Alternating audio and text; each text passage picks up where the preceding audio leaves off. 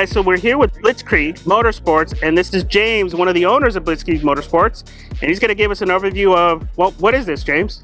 So this is a 2012 Ford Raptor, and this is our full luxury pre-runner build. This is all of our high-level long travel components, everything we offer basically for this platform and for all of our race vehicles. Is this a race kit, or is this your long travel kit that's on the truck? So this is our long travel kit. You know, we have a mid-travel kit and a long travel kit. Some companies go long travel and race. We kind of stick with the mid-travel and long travel. But this is, you know, a stock pivot on the lower control arm, A-arm long travel kit for this platform. So what's the history of this truck? You've worked on this for a while, right? This has been an evolution. Yeah, so this is one of my closest friends, first guy I met when I kind of got into Raptors. I've been going to the desert with him for over 10 years now. So we started out with 37s and stock suspension and have now worked up to as far as you can go without cutting the front off and putting a center mount on it. So let's get into it. Start off with the front suspension. So first of all, what tires do we have right here? So those are BFG Projects 39s. Probably my favorite tire, classic, cool looking. You know, I still think they perform great.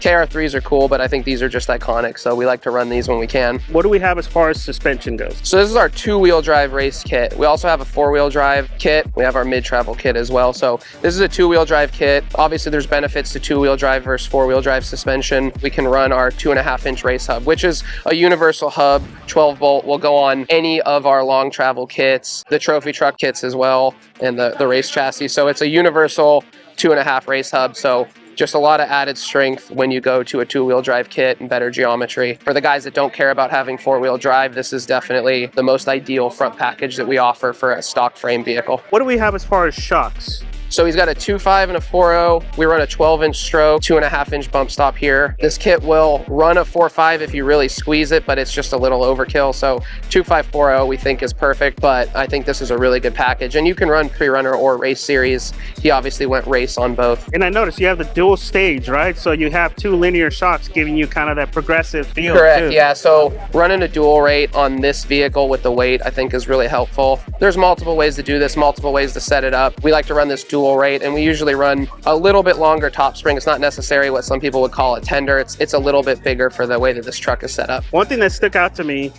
is that right there. What am I looking at right there, man? So that's a Howe power steering pump. That's one of the largest ones that they offer. It's got the filter on the bottom. With how hard these trucks run, when you go down to Mexico for 6 days and you do 2,000 miles, we all know that the steering on this particular platform isn't ideal. This truck will probably end up with a swing set at some point, just haven't gotten around to it. This big cooler and filter really helps. What's the oil capacity of that? Oh man, I'm not sure. It's pretty much the biggest one Howe makes that we could get to work with this setup. I don't remember off the top of my head, but obviously way more fluid than you see in a stock one. It's not shoved right next to the engine where it's getting super hot. It's got coolers down there inside, all Brown and Miller plumbing. When you can cut down on cavitation and aeration in the pump, that's what really, you know, that makes the most difference for it. Engine-wise, what do we have here? So it's a stock Raptor 6.2. and it's got the Livernois cam package on it. I believe it dynoed out around 500. It's a good bump for what the truck is. The truck's heavy, it's close to 7,700 pounds. It's a good middle ground if you're not looking to go supercharged setup and kind of the problems that go with that. That cam package, you know, it gives good pickup and it makes it run real well. Now, because of the cage, you guys did your own brake booster there too, right? Yeah, so it doesn't have the traditional master that you see on most of the Raptors. A lot of these builds, we do keep the stock master and modify it slightly, but this has a full delete on it. If you look inside, it's got a custom pedal and everything.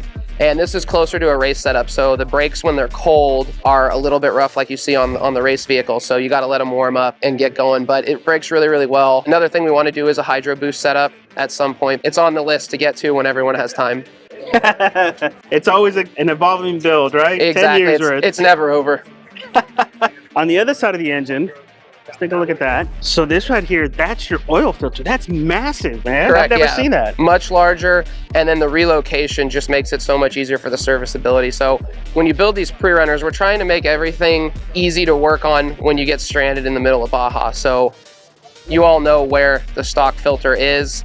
and that's on a factory platform. When you look at all the work that we do, this truck has no more core supports. Everything in here has been custom fab, so that's pretty cool. All of that's gone. So to make it easy to get to and service, we relocated that up to there. Again, all Brown and Miller plumbing. Is that your windshield washer reservoir? Yeah, that's the windshield washer reservoir. That's the factory little pump for it, and the squirter.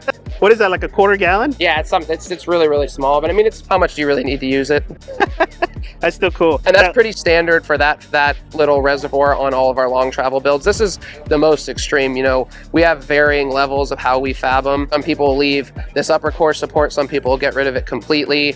So we always do a relocation like this because with the up travel that you get in the larger tires, you're going to crash into that factory reservoir. So let's do something like that to give you the clearance for the up travel that you get. Now let's talk about some of the reinforcement you have here. You see down here, we obviously add some tube between the two pivots, and then at the back, we run another long one that kicks back. A lot of these trucks, you'll see those lower cross members will shift back from people stuffing them, and that's what makes sometimes it difficult to get kits on, and people really smash them. So we add that in there when we do this level of build to stop that from pivoting back. And I see you did cross bracing too. That's part of the bumper, plus all the plating at the front, which you'd be surprised how many builds don't do that, even on long travel, man. Yeah, it's totally necessary. And you see this particular platform has so much frame flex. It's really crucial to do that with the added load that you're putting on this vehicle. This is obviously the farthest that we like to take these, but as far as the main work, it's pretty typical when we do the long travel build. So if you look at any of the ones that we've done or are in process of doing, this is really similar. If you're gonna come in and you want a long travel, your Raptor, this is pretty close to what you're gonna get with obvious adds and minuses where you need them, where you want them. Well, and it's a proper professional setup, because I've always hated to see a long travel kit do the bump stop at the bottom. You guys are doing it up top. It's a fully caged setup, and even if you don't want to go full cage on the inside, you guys will do an engine cage too, right? Correct, yes. If you look at like a Rob Perkins truck, we will do all of this same tube work here. We're always going to penetrate the firewall, but if you're not going to do a full cab cage, we're going to come in, we're going to pull your dash, we're going to do lower A-pillars from the dash down, tie into the frame, we're going to give you a lower windshield tube, and we're going to reinforce all in there, because we need to take all of this load, transfer it back in and down. These trucks are too big and heavy, and the way people drive them, a simple hoop and a crossover brace just isn't going to get it done for how we like to build these. There are a couple people that have bought our long travel kits and done a much simpler little hoop and engine cage, but that's not something that we want to offer. If you're going to come to us, this is how we're going to build it. This is the way that we're comfortable building it, and we know it's going to last. We build this for when you get your truck to this point, because no matter what anyone says, it never ends. Yep. If we give you a little one and then you drive it really hard and then all of a sudden you start to have problems, that's not where we want to be. We want it to be 100% from the moment you pick it up. Okay, now let's talk about the rear. What do we have going on back here? So these are our MIG welded trailing arms, our billet sway bar. This is our 3.5-inch housing. This housing has been fully trussed. So when you order a 3.5, it comes with just a back truss, and then we can add the balance of the trussing, upper link mounts, caliper mounts, sway bar mounts, whatever you need. So we offer 48-inch and 55-inch links. We have what's called our crew cab links, where the pocket is pushed back to work with the crew cab longer wheelbase. It'll take up to a 4.5-inch bypass, like this vehicle has. Am I seeing that? Did you guys do spacers on the cab? What is that? So those are solid body mounts. Oh, solid body mounts. Yeah, so we can do solid body mounts if people want them. Does that work a little bit better for a cage truck?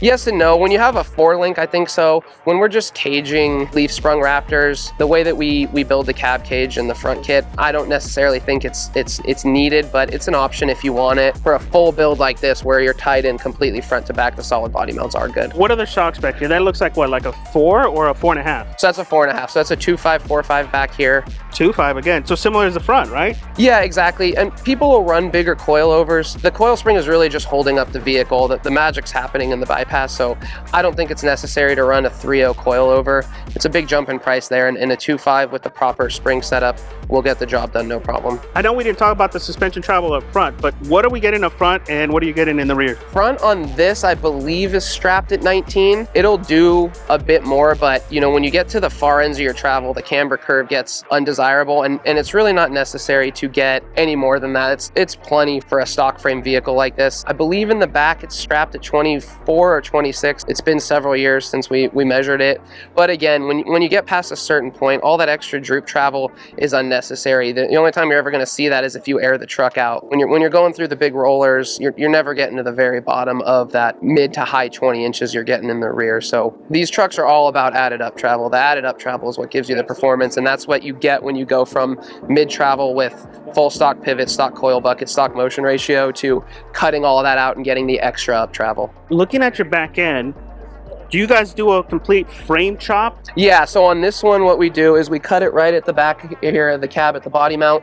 We offer these frame kickers, and that gets grafted on, and then we build the back half from there. We offer 2 different prefabricated back halves, and they're the same back halves that go on our 2 different trophy truck 6100 platforms. We offer a laydown side-by-side spare and a stack spare with a wraparound fuel cell. This particular truck wasn't built that way. This was all hand fabbed from the cab back, but the one that we offer is a side-by-side, looks very similar to this. That's a rear fuel. This is set up as a mid fuel with the cell at the back of the cab and storage there. The 2 TT 6100 style platforms are rear fuels. As far as the cage, you guys do something pretty custom back here, right? So I'm guessing those are transmission coolers back there? Yeah, those are 2 CBR coolers there, dual transmission. Up front, you've got an extra engine fan. Back here, we have our jack storage, obviously, dual spares, and then what's under the dual spares? Or is that just... So underneath there, that's a giant trunk. So inside there, you've got several quarts and gallons of fluid, a couple boxes, extra tow straps. So it's a huge storage space in there when we build it like this. Will they go up with the tires there, or do the tires... Yeah, so that's why we have a powered actuator. There's a switch here for that. So there's gas assist shocks, and there's a actuator arm in there. So you pull the Y straps and that'll go up. For the lighter builds, you can do lug nut securing here, but for how this vehicle is driven down in Mexico, we like to do the Y straps. So you do need to undo the Y straps to lift it. On some of the more mild builds, we'll run just the lug nuts, and this thing can lift up by itself. For the speeds this vehicle sees, we like the Y straps. Does he carry any extra spares back there? Yeah, so he's got a drive shaft, he's got an extra power steering pump, steering rack, and pretty much everything you need like you see on the race and pre-runner platforms. What size fuel cell are you guys running? So I believe that's a 75 gallon from Harman, and runs dual pump system here. So you've got your primary pump and a secondary, again, all set up for Baja. Does that sit behind the cab? This is what we would call mid-fuel. It's right behind the cab. There's empty space in your storage behind that. Our TT platforms, the prefab setup you can buy from us, those are going to be set up as rear fuel. And then what's the stroke on your rear bump stop here? So that's a 254 inch there. And that's our 3.5 inch housing like I mentioned. We also offer a 4 inch TIG welded housing that goes on all of our race platforms. You can run it on this, just a big price jump to go from TIG to MIG. So you can totally vary the price of a build like this just with the individual components you buy. What about the rear axle? What size is that, and what gears are you guys running? So that's a 10-inch spool, 453 from Evan Weller Racing. Evan's pretty much the only rear end shop we work with. It's got 300M gun drilled axles in it. Everything's 45 spline back here for the power. And still race hubs and everything, right? Yeah, again, our 2.5 race hubs. So we also offer 3 1/4, 6 on 6.5 TT race hubs, and 2.5, 6 on 6.5 up front. Not necessary for stock frame, this power. That's built for your 1,000 horsepower vehicles. I got a question for you on your pivot. Now that's a failure point on almost all pre-runners, right? Mm-hmm. If they're just face welded mounts, right? They always peel off. Do you guys go through the frame completely? So we go through the frame, we tube across, there's a ton of reinforcement, and this was all hand built. We do offer prefab frame side link pivot that goes for, any universal build, but we like to build the Raptor ones in a very specific way, and there's almost 30 trucks built in this same manner out there with almost no failures. No, and that's key. If you go through the frame is key. I've seen too many builds where they just do the face and they all peel. Yes, Marvin Lauderley was the lead fabricator on this vehicle, and he's built close to 30 of these. So over a decade of knowledge on this specific platform and 100,000 miles in Baja on these builds. So we're very, very comfortable with the way that this truck's built, and that's why we don't deviate much from our formula that we know is successful. I love the way you guys did the pivot points all in the same spot. That's all reinforced, dude. That's pretty badass. Nice thick plating.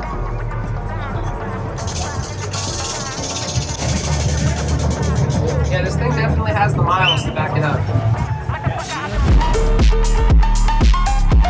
So can we look at the inside now of this? Because this is a fully caged truck, right? Yeah, so fully caged, everything's tied in front to back. Is this a full-on roll cage? Because I noticed you don't have any supports in the middle.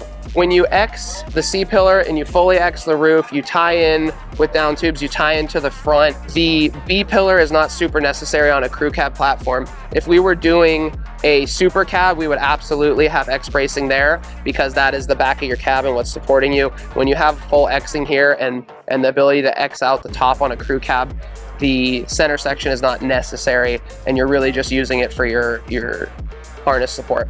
So if you see in there, you can see his power steering pump. It's stored right in there. Underneath the front of the back seats is your drive shaft.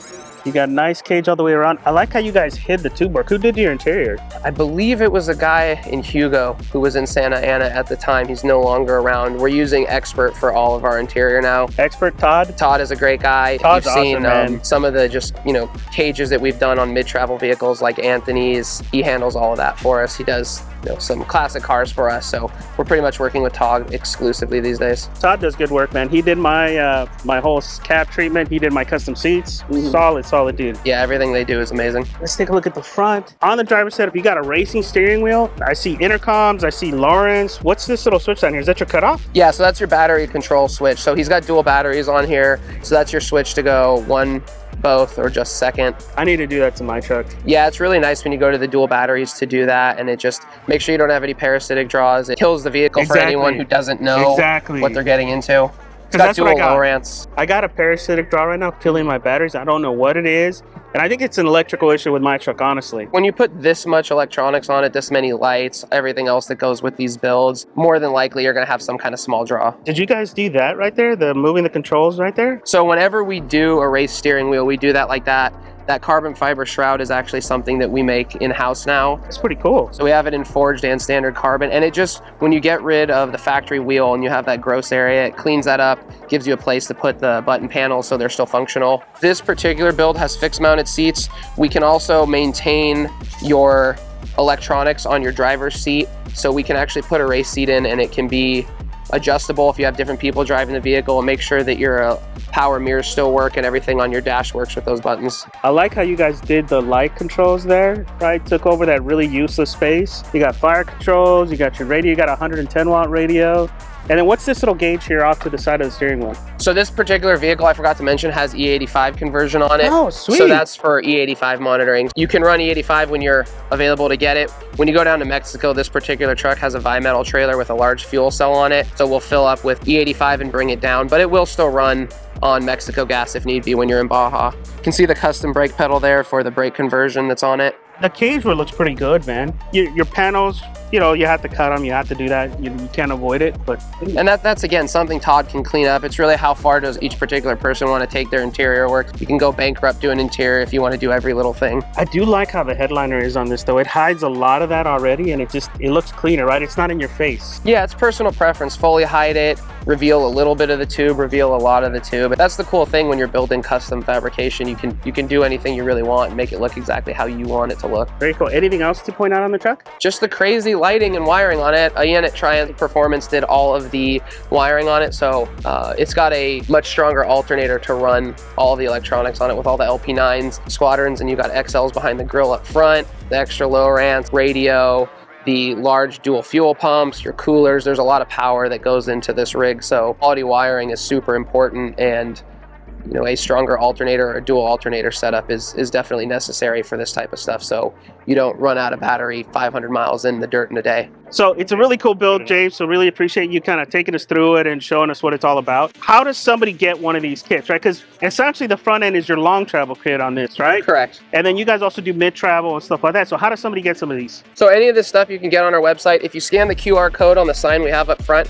it's actually going to take you to a build page, which will list everything that's on this truck. So if someone's like, this is exactly what I want, you could click that QR code, add everything to your cart, and do it like that. Everything's on the website. You can call us, email, Instagram, come down to the shop either in Huntington or up in LA, and we can walk you through everything. You can check out all the components, and then we can design a build for you that way. A lot of our friends are getting these kits. You guys have seen Boris do it. We've also featured one of the long travel trucks. Now on Boris's truck, we had that front end be a little bit lower. So can you kind of explain what's going on there? And my idea is Boris either needs a tune or needs different springs on there. Yeah, absolutely. When we design vehicles, all of our stuff sits a little bit lower. There's different schools of thought, there's different geometry and the way that the vehicles handle when you do that. And everything that we build is lower ride height, not crazy jacked up real tall, and that's just builder preference, that's driver preference, and that's the way that we've always built stuff. So when we build that long travel kit, we don't change the spring on the King Fox icon. That's the spring that the shock comes with. For us, we like that ride height. You generally always want your arms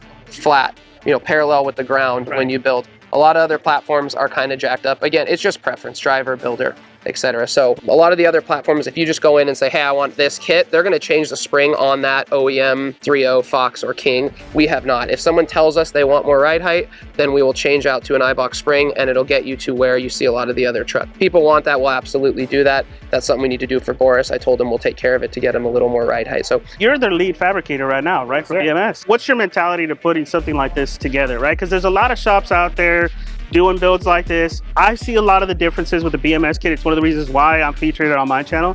What do you guys do different that really has you stand out? Geometry, the construction, how the plate work is done, the billet upper control arm, shock placement, the travel numbers, the kit cycles, the quality. We try to mimic a lot of the stuff that's done on our race trucks or 6100 trucks and carry that into this, that technology and that engineering into the pre-runner world. And it shows, it really shows, right? Because the only other shop that I've seen that does builds like this is HM. Right. And that's really one of the only other companies, I think, in the Raptor market that has stuff other than, for the most part, Raptor components. Exactly. You know? And it's race-proven tech, right? Like, no offense to SVC and RPG, those are good trucks, but they are lacking in reinforcement. They're lacking in a couple areas, and you see it on the trails, they break. I've not seen a BMS kit break. I've seen a few on the trails, they're pretty impressive. I haven't seen an HM kit break, and it's just the geometry, the way those kits are designed, they're a whole lot more durable, right? And I love all the frame plating, everything that you guys do is what I wish all the kits would do, and they don't. And that comes from years of racing. Yeah, and you take that knowledge from running races in the grueling deserts of Mexico and in you know, Nevada and Arizona, two best in the desert, and you take a lot of that and apply that to these. And I think that's what shows, right? The design shows that racing pedigree where others don't. Yeah, everything that's on this truck is exactly what would go on a fully built custom pre-runner. So the trailing arms, the rear end housings, the sway bar arms, these are the same components that go on our race platform. So you have race lineage and engineering going into these kind of factory frame pre-runners. All right, guys, so if you guys want more information, make sure to go to blitzkriegmotorsports.com. They have a ton of information on there on these builds. This build is killer, guys. I mean, it's an impressive setup. I hope you guys dug it. If you guys have any questions or comments, put them down below, and we'll see you guys on the next one.